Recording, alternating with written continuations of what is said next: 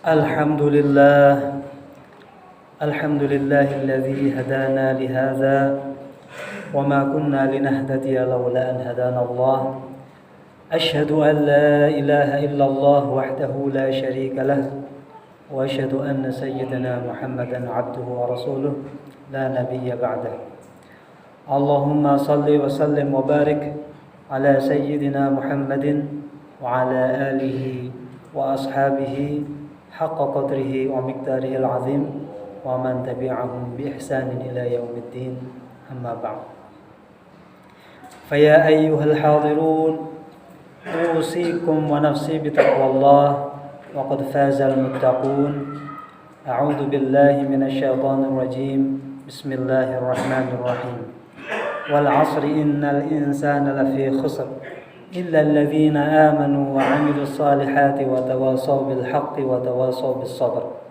Shadaqallahul azim. Hadirin sidang Jumat yang berbahagia rahimakumullah. Alhamdulillah tsumma alhamdulillah. Segala puji bagi Allah. Puji yang empat itu, segala puji bagi Allah Subhanahu wa taala yang tidak pernah berhenti memberikan nikmat-nikmat kepada kita. Alhamdulillah, hingga pada kesempatan kali ini kita masih diberikan kenikmatan iman dan Islam, sehingga kita bisa mengikuti rutinitas yang mulia di waktu yang mulia dan di hari yang mulia, yaitu jamaah salat Jumat. Hadirin rahimakumullah, Rasulullah SAW bersabda dalam sebuah hadis yang sangat pendek sekali. Hadis itu berbunyi, la darar wala dirar. Hanya segitu, la dirar wala darar. Tidak atau jangan ada bahaya, atau jangan ada sesuatu yang merugi atau bahaya, dan juga jangan sampai ada engkau membahayakan. Jangan sampai ada hal yang merugikan. Kurang lebih arti secara letterlek demikian. Namun dari hadis yang sangat singkat ini begitu banyak hukum-hukum yang tercipta, bahwa kita di dalam memahami syariat, di dalam memahami sebuah hadis ataupun ayat Al-Quran atau ajaran Allah melalui Rasulnya, penting sekali kita untuk mempelajarinya secara utuh. Karena memang syariat ini oleh Allah disampaikan kepada kita dalam kurun waktu 23 tahun.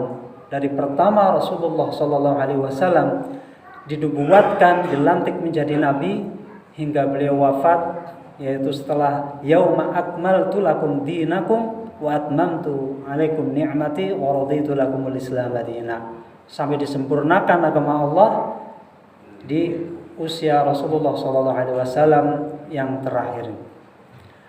Oleh karena itu kita bisa mempelajari dan melihat betapa yang diajarkan oleh Rasulullah tidak pernah ada kontradiksi, berseberangan, bertentangan antara ajaran yang satu dengan yang lainnya. Dari hadis ini misalnya, la dororo wala dirar. Jangan engkau atau jangan sampai ada hal yang bahaya, dan juga jangan engkau membahayakan. Ada beberapa pelajaran. Yang pertama, bahwa al-manfiyu huwa dharar. Jadi kita harus menafikan, kita harus menjauhkan dari mara bahaya atau sesuatu yang merugikan. Namun sesuatu yang merugikan itu tentunya kemaslahatan menurut Allah dan Rasulnya, kemaslahatan menurut agama Islam, bukan kemaslahatan menurut manusia. Karena kemaslahatan yang dimiliki oleh manusia, meskipun itu merupakan satu kesepakatan, konsensus dari sebuah komunitas atau golongan tertentu, baik golongan berupa bangsa, golongan berupa ras, golongan, berupa agama atau apapun, ketika komunitas itu membuat kesepakatan sebuah kemaslahatan, belum tentu hal itu adalah maslahat yang sesungguhnya. Karena bisa jadi hal itu tidak maslahat dari golongan yang lain. Namun kemaslahatan yang dimaksud adalah kemaslahatan menurut Allah dan Rasul-Nya, atau kemaslahatan yang tidak bertentangan dengan Al-Quran dan hadis. Oleh karena itu, menafikan sesuatu hal yang merugikan bukan seperti halnya menghukum. Karena menghukum orang yang berbuat zalim atau kejahatan, apapun bentuknya dari yang ringan sampai yang terberat, misalnya dibunuh dengan kematian, tentunya secara pribadi mematikan manusia adalah hal yang merugikan. Namun hal ini tidaklah sesuatu yang dimaksud oleh hadis ini, karena yang dimaksud adalah kemaslahatan menurut agama. Sehingga hukuman bagi orang pelaku jahat itu adalah termasuk menghilangkan mara bahaya. Sehingga masuk ke dalam hadis ini, hukuman itu pun nafyud dorar. Bahkan dalam Al-Quran dikatakan, walakum fil qisasi hayatun ya ulil albab, bahwa di dalam kisos ada kehidupan. Kisos itu artinya orang membunuh kemudian dihukum dengan pembunuhan lagi. Kenapa Allah mengatakan di dalam pembunuhan kisos ada kehidupan? Karena dengan memberikan efek jera kepada orang yang membunuh dengan hukuman bunuh, maka akan menjadi takut yang lainnya ketika akan melakukan hal yang sama. Ini yang dimaksud dengan walakum fil qisasi hayatu ya ulil albab.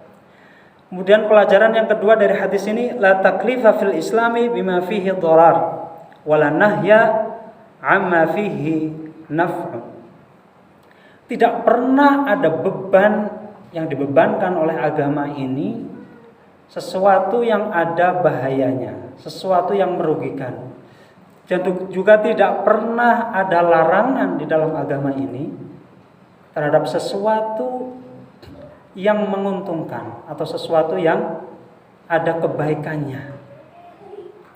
Sehingga Allah berfirman kepada nabinya, qul amara rabbi bil qist. Katakan wahai Muhammad bahwa Tuhanku telah menyuruhmu untuk berbuat adil.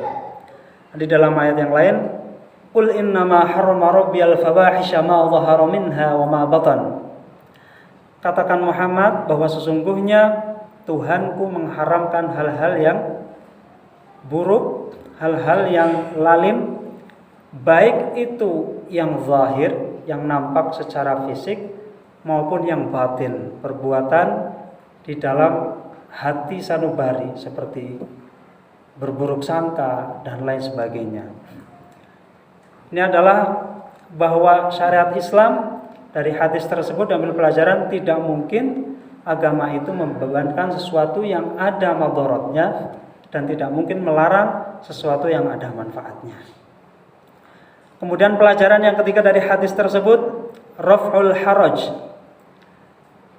bahwa di dalam agama Islam, ajaran-ajarannya, tuntunan-tuntunan yang ada di dalamnya itu adalah banyak sekali menghindarkan orang dari kesempitan, dari sesuatu yang rumit, yang rupak, akan dimudahkan. Bahkan dalam beberapa perintah-perintahnya yang bersifat wajib, seringkali Allah memberikan dispensasi. Seperti misalnya ketika Anda sedang bepergian, ada masyaqqah bahwa bepergian Anda yang jauh itu kadang-kadang sulit melaksanakan sholat pada waktunya karena Anda berada di dalam kendaraan, atau memang karena capek. Maka Allah memberikan keringanan, Anda boleh mengumpulkan 2 sholat menjadi 1, yaitu zuhur dengan asar, kemudian maghrib dengan isya. Boleh zuhur dan asar dilakukan di waktu zuhur saja, atau dilakukan di waktu asar saja. Boleh maghrib dan isya dilakukan di waktu maghrib saja, atau dilakukan di waktu isya saja. Kemudian setelah itu masih diberi keringanan lagi, boleh dikumpulkan, kemudian boleh disingkat. Sholat zuhur menjadi 2 rakaat, sholat asar menjadi 2 rakaat, kemudian sholat isya menjadi 2 rakaat. Namun tidak ada qasar pada sholat maghrib, karena sholat maghrib sudah terbilang ganjil. Jadi tidak mungkin untuk dibagi dua. Kemudian pelajaran yang keempat, atau dalam hal ini termasuk pelajaran yang terpenting dari hadis la darar wala dirar, yaitu rub'ul fiqh, bahwa hadis ini merupakan seperempat dari ajaran fikih, dari konsep fikih atau syariat Allah yang berbentuk perintah terhadap mukallaf. Mukallaf itu orang yang sudah dewasa, sudah baligh dan berakal.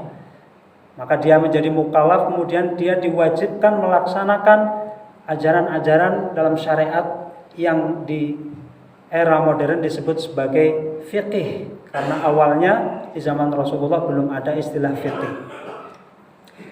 Seperempat dari fikih itu mengacu kepada hadis tersebut, la dirar wala dirar. Sehingga mengapa demikian? Karena menurut Imam Suyuti bahwa fikih ini disingkat di dalam kaidah-kaidahnya kurang lebih menjadi 4 kaidah.